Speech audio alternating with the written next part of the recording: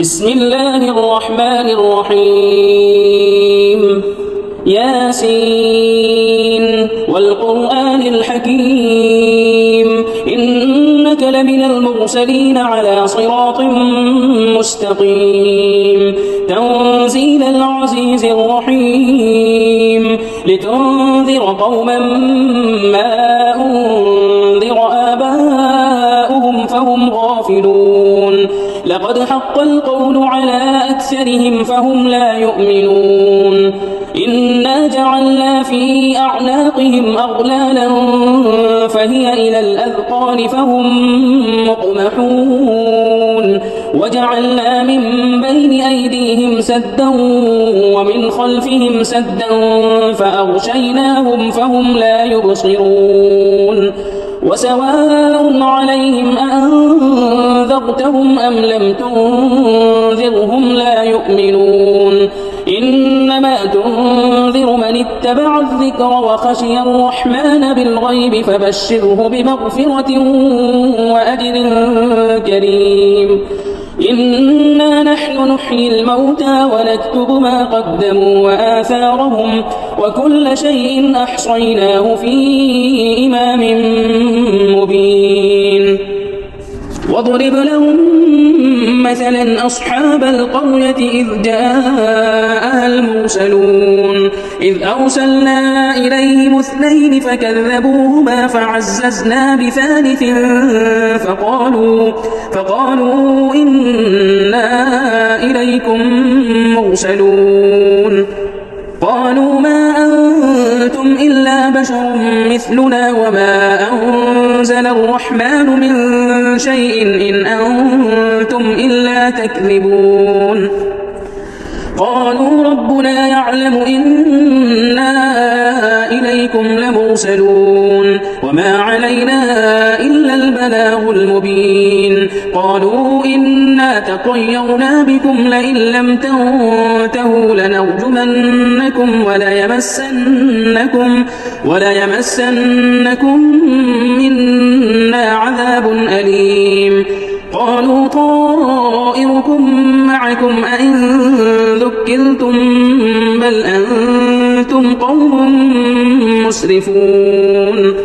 وجاء من أقصى المدينة رجل يسعى قال يا قوم اتبعوا المرسلين اتبعوا من لا يسألكم أجرا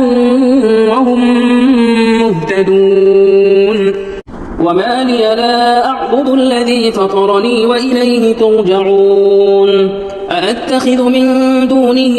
آلهة إن يردني الرحمن بضر لا تغن عني شفاعتهم شيئا ولا ينقذون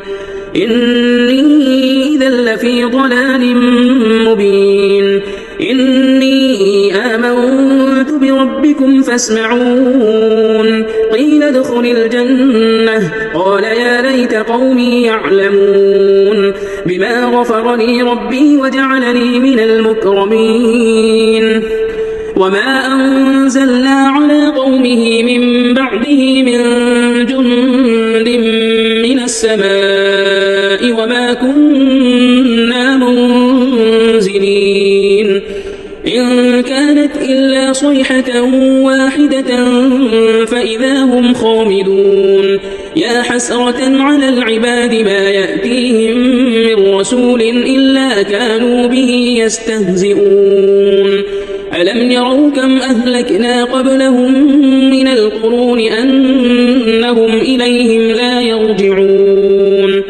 وإن كل لما جميع لدينا محضرون وآية لهم الأرض الميتة أحييناها وأخرجنا منها حبا فمنه يأكلون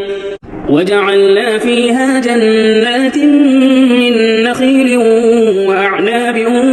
وفجرنا فيها من العيون ليأكلوا من ثمره وما عملته أيديهم أفلا يشكرون سبحان الذي خلق الأزواج كلها مما تنبت الأرض ومن أنفسهم ومما لا يعلمون وآية لهم الليل نسلخ منه النهار فإذا هم يظلمون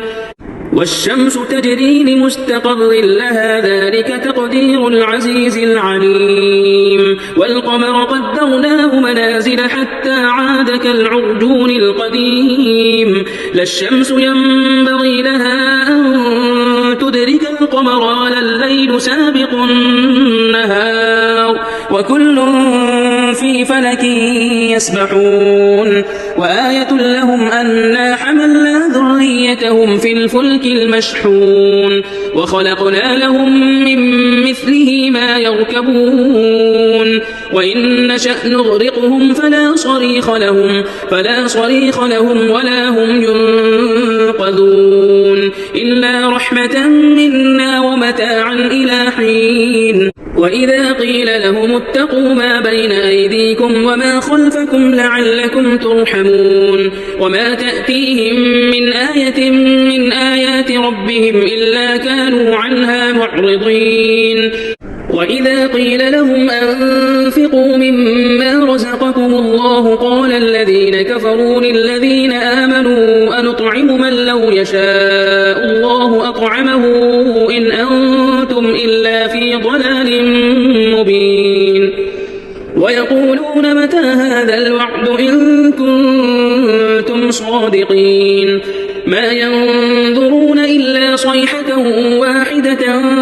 تأخذهم وهم يخصمون فلا يستطيعون توصية ولا إلى أهلهم يرجعون ونفخ في الصور فإذا هم من الأجداث إلى ربهم ينسلون قالوا يا ويلنا من بعثنا من مرقدنا هذا ما وعد الرحمن وصدق المرسلون إن كانت إلا صيحة واحدة فإذا هم جميع لدينا محضرون فاليوم لا تظلم نفس شيئا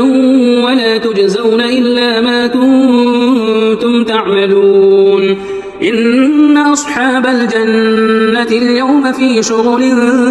فاكهون هم وأزواجهم في ظلال على الأرائك متكئون لهم فيها فاكهة ولهم ما يدعون سلام قولا من رب رحيم وامتازوا اليوم أيها المجرمون ألم أعهد إليكم يا بني آدم ألا تعبدوا الشيطان إنه لكم عدو مبين وأن اعبدوني هذا صراط مستقيم ولقد أضل منكم جبلا كثيرا أفلم تكونوا تعقلون هذه جهنم التي كنتم توعدون اصلوها اليوم بما كنتم تكفرون اليوم نختم على أفواههم وتكلمنا أيديهم وتشهد أرجلهم بما كانوا يكسبون ولو نشاء لطمسنا على أعينهم فاستبقوا الصراط فأنى يبصرون ولو نشاء لمسخناهم على مكانتهم فما استطاعوا مضيا ولا يرجعون ومن نعمره ننكسه في الخلق أفلا يعقلون وما علمناه الشعر وما ينبغي له إن هو إلا ذكر وقرآن مبين لينذر من كان حيا ويحق القول على الكافرين أولم يروا أنا خلقنا لهم مما عملت أيدينا أنعاما فهم لها مالكون وذللناها لهم فمنها ركوبهم ومنها يأكلون ولهم فيها منافع ومشارب أفلا يشكرون واتخذوا من دون الله آلهة لعلهم ينصرون لا يستطيعون نصرهم وهم لهم جند محضرون فلا يحزنك قولهم إنا نعلم ما يسرون وما يعلنون أولم يرى الإنسان أنا خلقناه من نطفة فإذا هو خصيم مبين وضرب لنا مثلا ونسي خلقه قال من يحيي العظام وهي رميم قل يحييها الذي أنشأها أول مرة وهو بكل خلق عليم الذي جعل لكم من الشجر الأخضر نارا فإذا أنتم منه توقدون أوليس الذي خلق السماوات والأرض بقادر على أن يخلق مثلهم بلى وهو الخلاق العليم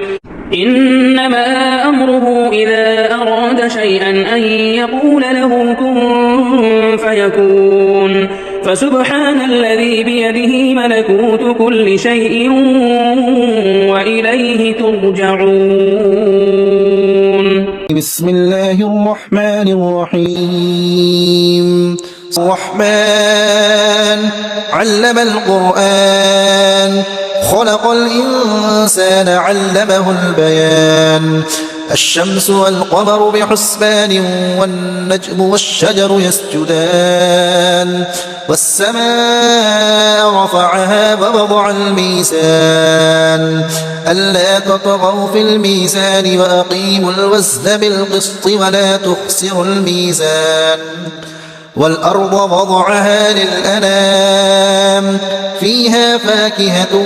والنخل ذات الأكمام والحب ذو العصف والريحان فبأي آلاء ربكما تكذبان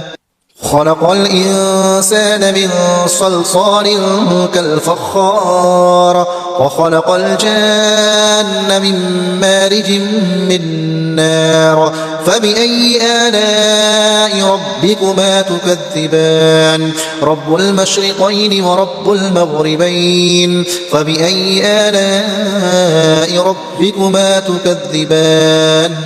مرج البحرين يلتقيان بينهما برزخ لا يبغيان فبأي آلاء ربكما تكذبان يخرج منهما اللؤلؤ والمرجان فبأي آلاء ربكما تكذبان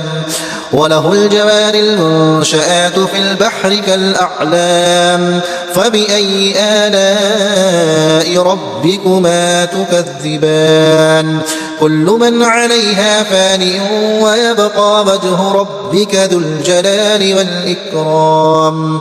فبأي آلاء ربكما تكذبان يسأله من في السماوات والأرض كل يوم هو في شأن فبأي آلاء ربكما تكذبان سنفرغ لكم أيها الثقلان فبأي آلاء ربكما تكذبان يا معشر الجن والإنس إن استطعتم أن تنفذوا من أقطار السماوات والأرض فانفذوا لا تنفذون إلا بسلطان فبأي آلاء ربكما تكذبان يرسل عليكما شواظ من نار ونحاس فلا تنتصران فبأي آلاء ربكما تكذبان فإذا انشقت السماء فكانت وردة كالدهان فبأي آلاء ربكما تكذبان فيومئذ لا يسأل عن ذنبه إنس ولا جان فبأي آلاء ربكما تكذبان يعرف المجرمون بسيماهم فيؤخذ بالنواصي والأقدام فبأي آلاء ربكما تكذبان هذه جهنم التي يكذب بها المجرمون يطوفون بينها وبين حميم آن فبأي آلاء ربكما تكذبان ولمن خاف مقام ربه جنتان فبأي آلاء ربكما تكذبان ذواتا أفنان فبأي آلاء ربكما تكذبان فيهما عينان تجريان فبأي آلاء ربكما تكذبان فيهما من كل فاكهة زوجان فبأي آلاء ربكما تكذبان متكئين على فرش بطائنها من استبرق وجنى الجنتين دان فبأي آلاء ربكما تكذبان فيهن قاصرات الطرف لم يطمثهن إنس قبلهم ولا جان فبأي آلاء ربكما تكذبان كأنهن الياقوت والمرجان فبأي آلاء ربكما تكذبان هل جزاء الإحسان إلا الإحسان فبأي آلاء ربكما تكذبان ومن دونهما جنتان فبأي آلاء ربكما تكذبان مدهامتان فبأي آلاء ربكما تكذبان فيهما عينان نضاختان فبأي آلاء ربكما تكذبان فيهما فاكهة ونخل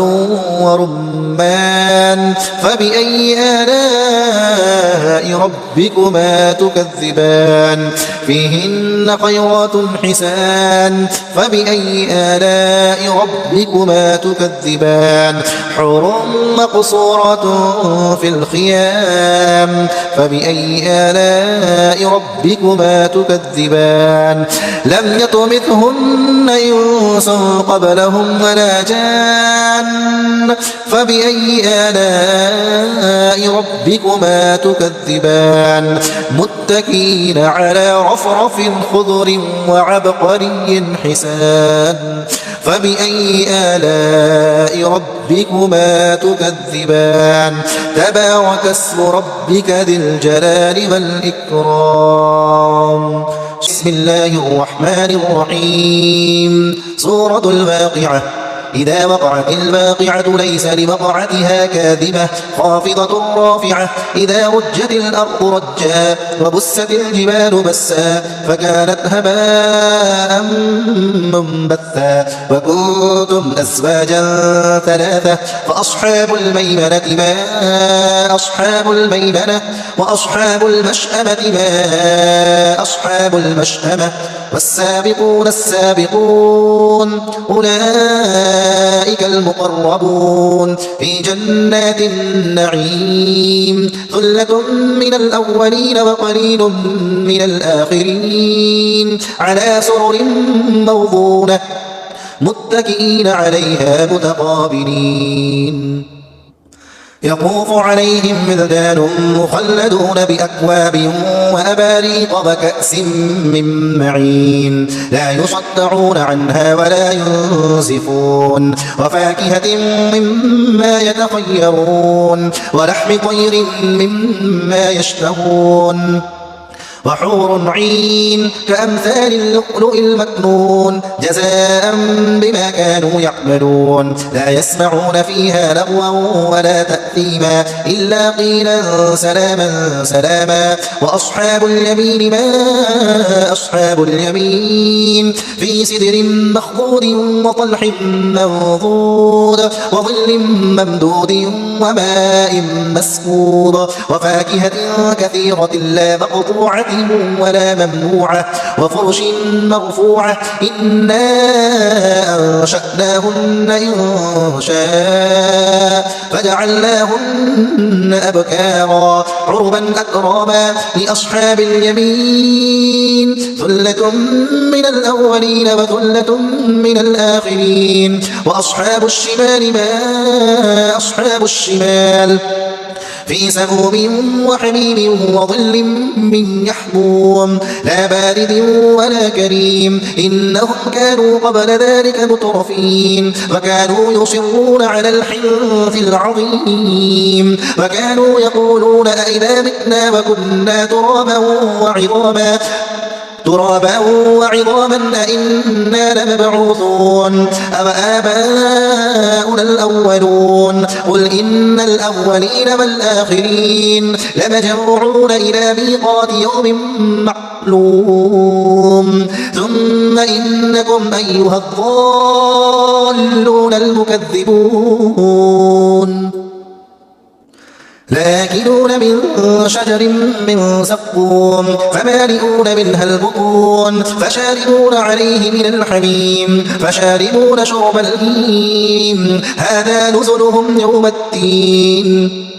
نحن خلقناكم فلولا تصدقون أفرأيتم ما تمنون أأنتم تخلقونه أم نحن الخالقون نحن قدرنا بينكم الموت وما نحن بمسبوقين على أن نبدل أمثالكم وننشئكم فيما لا تعلمون ولقد علمتم النشأة الأولى فلولا تذكرون أفرأيتم ما تحرثون أأنتم تزرعونه أم نحن الزارعون لو نشاء لجعلناه حطاما فظلتم تفكهون إنا لمغرمون بل نحن محرومون أفرأيتم الماء الذي تشربون أأنتم أنزلتموه من المزن أم نحن المنزلون لو نشاء جعلناه أجاجا فلولا تشكرون أفرأيتم النار التي تورون أأنتم أنشأتم شجرتها أم نحن المنشئون نحن جعلناها تذكرة ومتاعا للمقوين فسبح باسم ربك العظيم فلا أقسم بمواقع النجوم وإنه لقسم لو تعلمون عظيم إنه لقرآن كريم في كتاب مكنون لا يمسه إلا المطهرون تنزيل من رب العالمين أفبهذا الحديث أنتم مدهنون وتجعلون رزقكم أنكم تكذبون فلولا إذا بلغت الحلقوم وأنتم حينئذ تنظرون ونحن أقرب إليه منكم ولكن لا تبصرون فلولا إن كنتم غير مدينين ترجعونها إن كنتم صادقين فأما إن كان من المقربين فروح وريحان وجنة نعيم وأما إن كان من أصحاب اليمين فسلام لك من أصحاب اليمين وأما إن كان من المكذبين الضالين فنزل من حميم وتصلية جحيم إن هذا لهو حق اليقين فسبح باسم ربك العظيم بسم الله الرحمن الرحيم تبارك الذي بيده الملك وهو على كل شيء قدير الذي خلق الموت والحياة ليبلوكم أيكم أحسن عملا وهو العزيز الغفور الذي خلق 7 سماوات طباقا ما ترى في خلق الرحمن من تفاوت فارجع البصر هل ترى من فطور ثم ارجع البصر كرتين ينقلب إليك البصر خاسئا وهو حسير ولقد زينا السماء الدنيا بمصابيح وجعلناها رجوما للشياطين وأعتدنا لهم عذاب السعير وللذين كفروا بربهم عذاب جهنم وبئس المصير إذا ألقوا فيها سمعوا لها شهيقا وهي تفور تكاد تميز من الغيظ كلما ألقي فيها فوج سألهم خزنتها ألم يأتكم نذير قالوا بلى قد جاءنا نذير فكذبنا وقلنا ما نزل الله من شيء إن أنتم إلا في ضلال كبير وقالوا لو كنا نسمع أو نعقل ما كنا في أصحاب السعير فاعترفوا بذنبهم فسحقا لأصحاب السعير إن الذين يخشون ربهم بالغيب لهم مغفرة وأجر كبير وأسروا قولكم أو اجهروا به إنه عليم بذات الصدور ألا يعلم من خلق وهو اللطيف الخبير هو الذي جعل لكم الأرض ذلولا فامشوا في مناكبها وكلوا من رزقه وإليه النشور أأمنتم من في السماء أن يخسف بكم الأرض فإذا هي تمور أم أمنتم من في السماء أن يرسل عليكم حاصبا فستعلمون كيف نذير ولقد كذب الذين من قبلهم فكيف كان نكير أولم يروا إلى الطير فوقهم صافات ويقبضن ما يمسكهن إلا الرحمن إنه بكل شيء بصير أمن هذا الذي هو جند لكم ينصركم من دون الرحمن إن الكافرون إلا في غرور أمن هذا الذي يرزقكم إن أمسك رزقه بل لجوا في عتب